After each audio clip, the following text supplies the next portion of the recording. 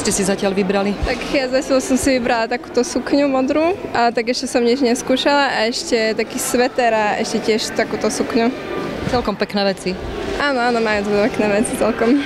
V Spišskej Novej Vsi sa opäť svapovalo. V poradí druhý svap oblečenia využili desiatky záujemcov.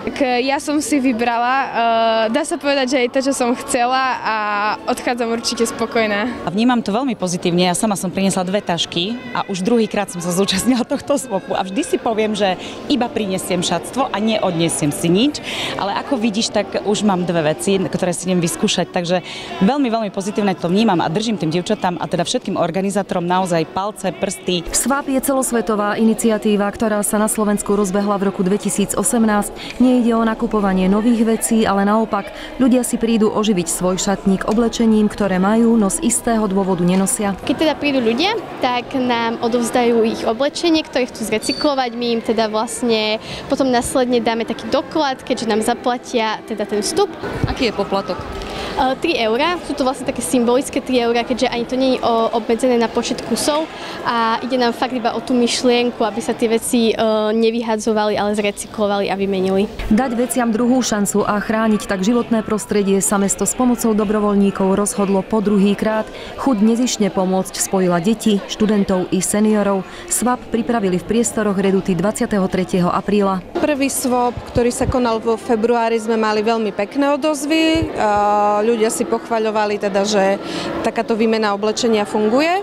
Dnes tu máme pánske, dámske a detské oblečenie. Šatstvo, ktoré ľudia prinesú, by malo byť pekné, čisté a zachovalé. Môže byť aj nové, pokiaľ niekto netrafil veľkosť. Tentokrát mohla jedna osoba priniesť maximálne 10 kúskov. Zatiaľ to hodnotíme pozitívne. Na to, že je vonku pekné počasie a predpokladali sme, že ľudia chodia skôr von do prírody, tak napriek tomu prišiel pekný počet ľudí. Ako vnímate tento swap oblečenia?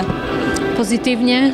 Mala som šťastie, že som pre dceru kabátik jarný vybrala. Dá sa vybrať? Určite sa dá vybrať, je tu toho veľmi veľa, ešte oveľa viac, ako tu toho bolo minulé. Len tak, čo vám padne do oka, alebo aj niečo konkrétne hľadáte? Len čo nepadne do oka. Ja som tu teraz prvýkrát a veľmi sa mi tu páči, naozaj. A už si aj niečo vybrala? Áno, túto blúzku, takú modrú. Mne sa to páči celkom, že tak za také vlastné peniaze viete zohnať veľa dobrého oblečenia.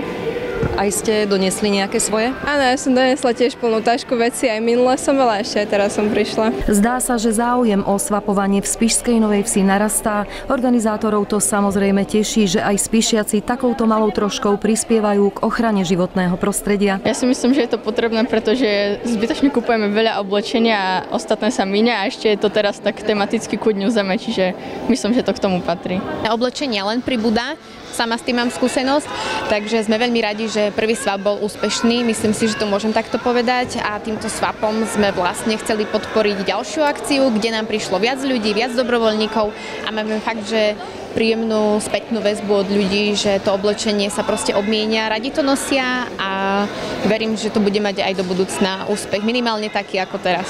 Oblečenie, ktoré sa zvýši, urobí radosť ľuďom a rodinám v núdzi. O jeho distribúciu sa postará sociálne oddelenie na Mestskom úrade.